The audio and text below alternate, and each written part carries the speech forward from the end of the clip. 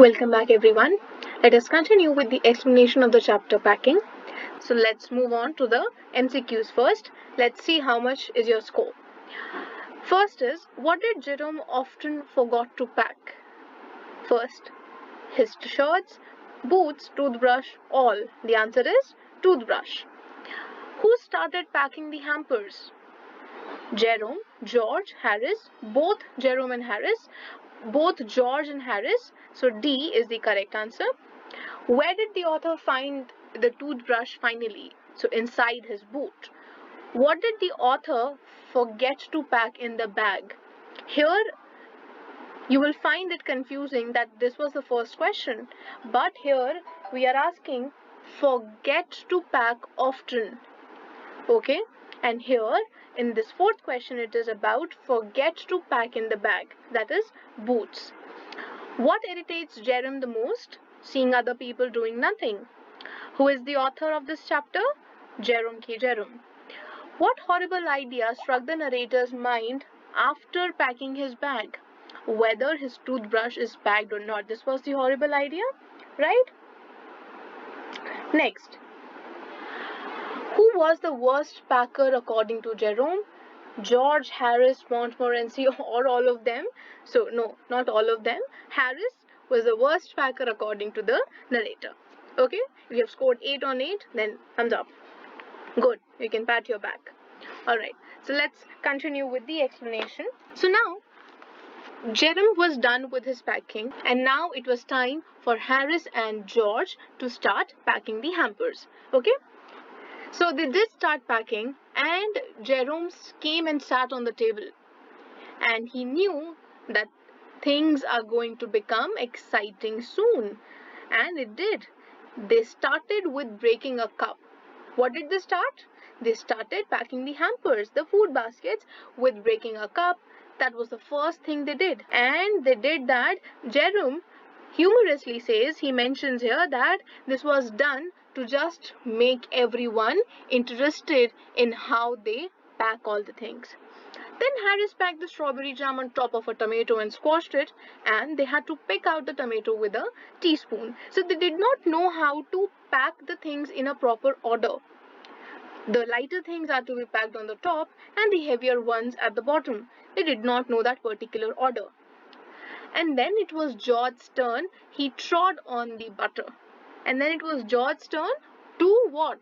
To make a chaos. And what did he do? He stepped onto the piece of butter.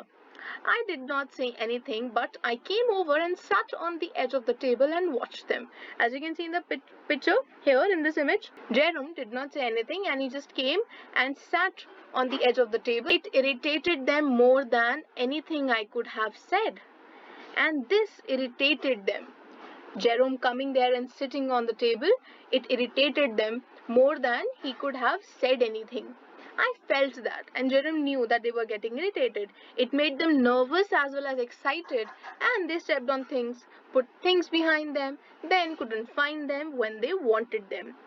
So both of them were feeling nervous because they knew that Jerome is a better packer than both of them, and they were excited also because they were the ones doing the packing. So they were excited for the task but nervous because Jerome had come and sat on the table, and they stepped upon things out of nervousness and excitement.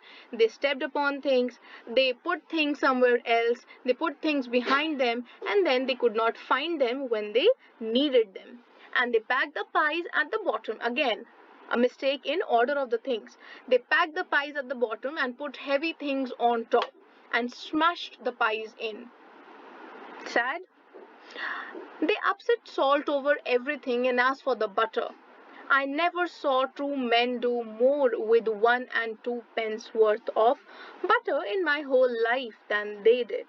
He says they upset salt over everything. So this phrase has two meanings. One is that they were spreading salt over everything, and the second meaning is that they were messing up everything. सब कुछ खराब कर देने को हम कहते हैं, to upset salt over everything. And as for the butter, and as far as you talk about butter, Jerome says that he had never seen two men making this much chaos with that small piece of butter. After George had got it off his slipper, what is it here? the piece of butter. So after George had got it off his slipper, they tried to put it in the kettle. So they were trying to put the butter inside the kettle, but it would not go in. And what was in wouldn't come out. So they were trying to put the butter inside the kettle, but it was not happening. They did scrape it out at last. So with a lot of struggle, they scraped it out at last and put it down on a chair. So they scraped out all the butter and put it down on the chair. And Harris sat on it. So as soon as George scraped it out and put it on the chair, Harris sat on it and it stuck to him. And they went looking for it all over the room. I will take my oath I put it down on that chair, said George, staring at the empty seat. And he says, I will take my oath. That means I swear upon me that I had put the butter on the chair. Who says this? George. I saw you do it myself not a minute ago. And Harris was also tense that where has this piece of butter gone? And both of them just roam around the room looking for it again and again. They meet in the center and stared at one another. They looked at one another because they were clueless about it. Most extraordinary thing I have ever heard of. And he says that I have never heard of such a thing, that butter has vanished. It is so mysterious. So this butter was a mystery to both of them. Then George got round at the back of Harris and saw it. And then what happens? George goes and stands behind Harris, and then he notices that that piece of butter was there stuck at the back of Harris. And he says, oh my God, it was here all the time. He said it indignantly. That means, what do you think must be the emotion of George while saying it? He was very angry. Where? Cried Harris, spinning around. And now since Harris could not look at his back, so he started spinning around. Stand still, can't you? Roared George, flying after him. So George also started roaming and he shouted at him, please stand still, please stand straight. And they got it off and packed it in the teapot. And so finally it was packed up in the teapot. Montmorency was in it all, of course. Montmorency's ambition in life is to get in the way and be sworn at. Who is Montmorency? In the picture, as you can see, this is Montmorency. He's a dog. Okay? So Montmorency's ambition in life, that means his goal in life, was to come into the way of others who are doing their work, to be sworn at. That means to get scolded. If he can move in anywhere where he's not wanted and be a perfect nuisance, be a problem for everyone, make people angry, and then again getting scolded by them to get things thrown at him, then he feels that his day has not been wasted. To get somebody to stumble over him and curse him steadily for an hour, and if he gets somebody who falls over him and then he shouts at him continuously for 1 hour, that is his highest aim and objective also. And when he gets this, when he accomplishes it, then his conceit becomes quite unbearable. That means he is so proud of himself. So he was a complete nuisance for both of them. He worsened the task of packing for both of them. He came and sat down on things. Now, what all things did he do? That is being mentioned here. He came and sat down upon things just when they were wanted to be packed. So, जैसे ही आपको कोई चीज चाहिए, Montmorency would come and then he would sit down on it. And he labored under the fixed belief that whenever Harris or George reached out their hand for anything, it was his cold, damp nose that they wanted. And whenever Harris or George went out to pick up anything with their hand, he used to poke his nose in between. He put his leg into the jam and he worried the teaspoons. That means he spread. It's written distributed, so he spread all the teaspoons which were put in a correct order. And he pretended that the lemons were rats. And he started playing with those lemons, thinking them to be rats.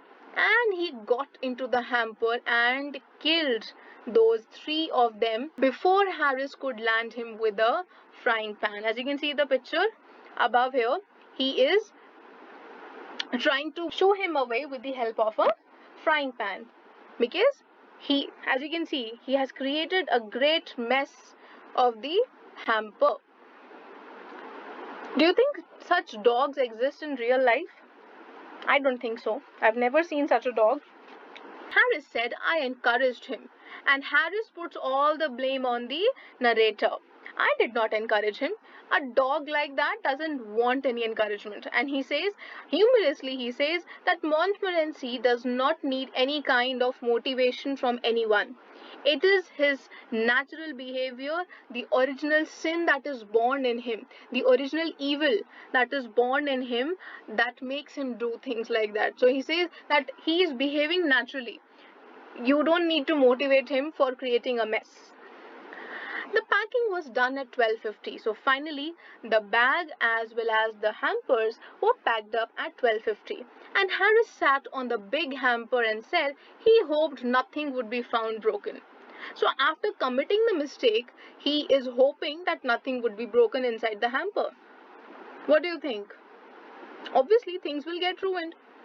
George said that if anything was broken, it was broken, and he did not care at all, which reflection seemed to comfort him. And this thought seemed to comfort him that I don't care. If it is broken, then be it. He also said he was ready for bed. He was sleepy.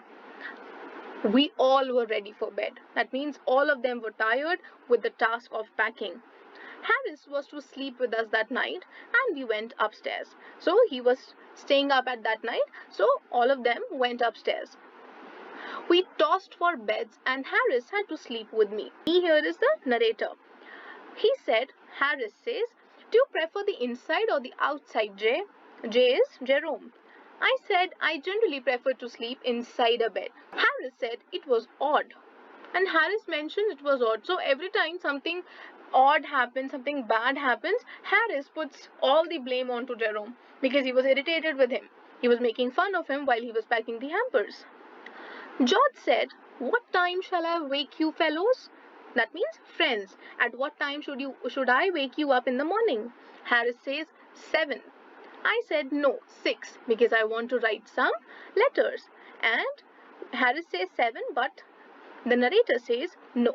Please wake me up at 6 o'clock because I want to write some letters. Harris and I had a bit of row over it. That means they had an argument over it, to have a row over it, to have an argument, but at last split the difference and said 6:30. That means both of them compromised by half an hour, and it was fixed up that the time to wake up will be 6:30. George made no answer. So by the time Harris and the narrator were done with their argument, George was already asleep.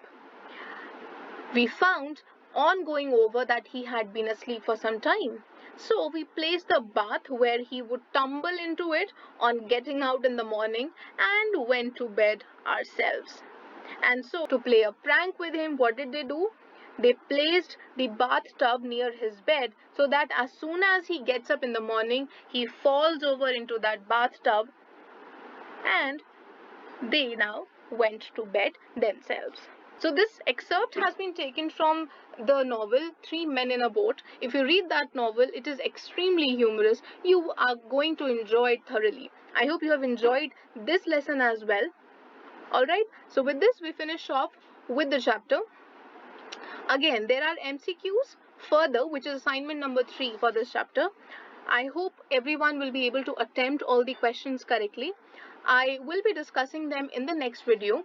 Alright, so till then, attempt all these questions and do mention your score in the comment box.